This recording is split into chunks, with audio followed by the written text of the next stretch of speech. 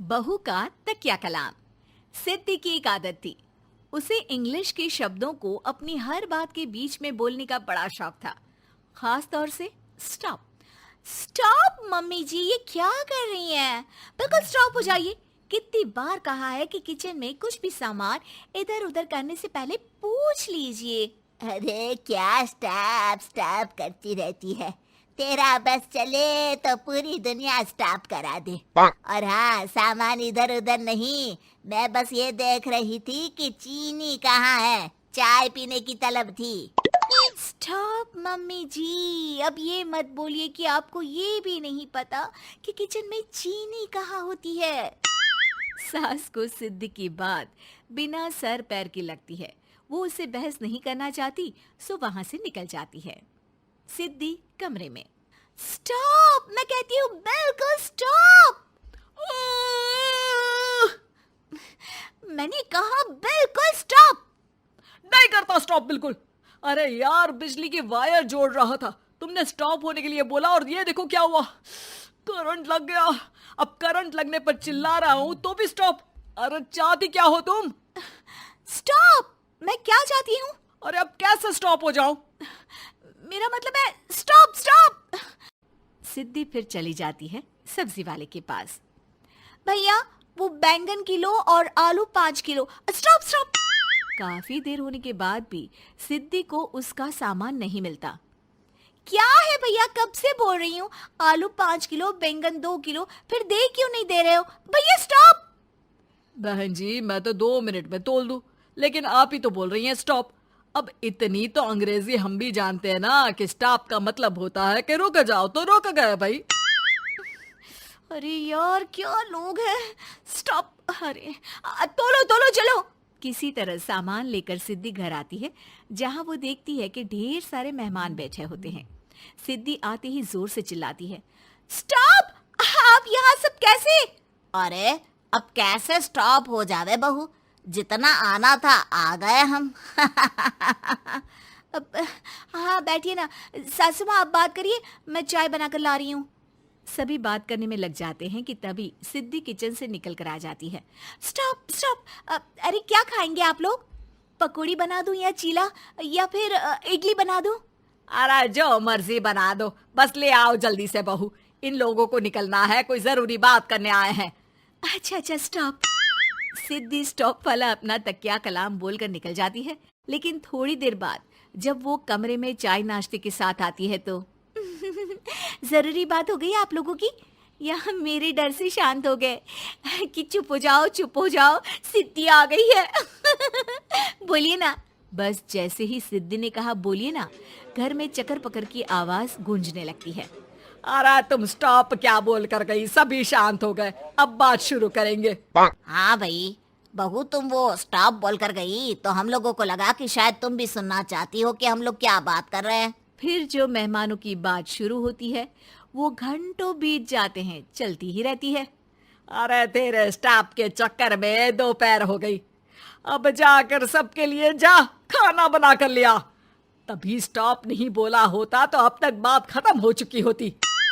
बेचारी सिद्धि करती भी क्या, खुद के स्टॉप बोलने की आदत से खुद ही परेशानी मोल लेती है। आप लोग खाना खाकर जाइए, हाँ मैं जा रही हूँ बनाने। मम्मी जी, लेकिन स्टॉप, मैं ना खाना बना कर लाती हूँ। सिद्धि सबको खाना खिलाकर विदा करती है। पूरी तरह से थक चुकी सिद्धि शाम को पार्क में वॉक करने जाती है। स्टॉप यार, आज तो मैंने बहुत खा लिया, पेट लग रहा है कि फट ही जाएगा। सहेली एक जगह खड़ी होकर सिद्धि की बातें सुनती है। सिद्धि उसे दिन भर की सारी बातें कहती हैं। स्टॉप यार स्टॉप, चल मैं घर जा रही हूँ। सोचा था थोड़ा वॉक कर लूंगी, पेट हल्का हो जाएगा। सारा दिन काम कर कर के थक भी गई थी, लेकिन यार तेरे कारण बस खड़ी ही रह गई। वैसे तो पार्क करने क्या आई थी? और यार बड़ी अजीब लड़की है, मैंने कितनी बार बोला कि मैं वॉक पर आई थी, लेकिन तू स्टॉप स्टॉप बोलकर रोक लेती थी मुझे। यार प्लीज अब तू जा, मैं वॉक करके ही घर जाऊंगी। ओ यार, वो स्टॉप तो मेरा तकिया कलाम है। घर के सभी लोग सिद्धि के स्टॉप से परेशान थे। वे कभी उसके बोलने पर स्टॉप हो जाते तो मुसीबत आ जाती, कभी नहीं होते तो भी मुसीबत आ जाती। अरे मैं तो इस बहू के तकिया कलाम से परेशान हो गई हूँ। अरे कोई तो उसकी ये आदत हटाए।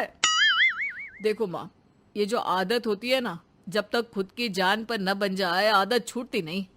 अरे उसकी जान पर बनाए उससे हमें क्या, हम लोगों के लिए तो ये परेशानी का कारण बनती ही जा रही है। उधर सिद्धि खुद सोचती है, अरे यार, पहले बाजार से देर, फिर दिन का सारा खाना, और फिर पार्क में मैं टहल भी नहीं पाई। क्या करूं? इस तकिया कलाम के कारण मैं खुद ही परेशानी झेल लेती हूँ। एक काम करती हूँ, आज से सोच समझ कर बोला करूंगी। बहू स्कूटी उठाती है और निकल जाती है, लेकिन जैसे ही वो बीच चौक पर पहुंचती है, स्कूटी फिसल जाती है और वो नीचे गिर जाती है। हाय रे, कोई तो बचाओ, किसने टक्कर मार दी मुझे? कितना दर्द हो रहा है, कोई तो डॉक्टर के पास लेकर चलो। स्टॉप। बस जैसे ही बहू स्टॉप बोलती है, सारे वहीं रुक जाते हैं।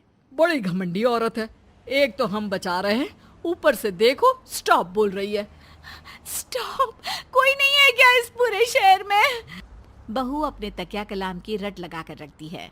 स्टॉप, कोई है? कोई स्टॉप? लोग उसकी मदद के लिए आगे तो आते हैं, लेकिन जैसे ही उसका तकिया कलाम सुनते हैं, वहां से निकल जाते हैं। तभी कहीं से उसका पति लौट रहा था। वो बीवी को रास्ते में पड़ा देख हैरान रह जाता है। अरे तुम यहाँ, कितनी चोट लगी है तुम्हें? पति आसपास खड़े लोगों पर गुस्सा हो जाता है। आप लोगों को दिखाई नहीं दे रहा कि मेरी बीवी को चोट लगी है? कोई भी नहीं है जो उसे उठाकर बिठा सके? अरे भाई साहब, कोई क्या मदद करे इस महिला की? और इतनी घमंडी है, जब भी इन्हें उठाने की कोशिश करो स्टॉप स्टॉप बोल देती है। स्टॉप! ये क्या बोल रहे हैं आप लोग? मैं पिछले आधे घंटे से दर्द सह रही हूँ। स्टॉप! पति समझ जाता है कि मामला क्या है। वो सर पर हाथ रख लेता है, लेकिन जल्दी ही बीवी को डॉक्टर के पास ले जाता है। ओह, इन्हें तो बहुत ज्यादा चोट लगी है। आप लोगों ने इन्हें लाने में कुछ ज्यादा ही देर कर दी है। रुकिए, मैं चेक करता हूँ। डॉक्टर जैसे ही बहू के पास पहुँचता है। हाँ तो मैम, कहाँ चोट लगी है आपको? यहाँ? स्टॉप! डॉक्टर देखते देखते अचानक रुक जाता है। अब भी स्टॉप? अरे नहीं नहीं डॉक्टर साहब, अब तो सपने में भी स्टॉप नहीं बोलूंगी।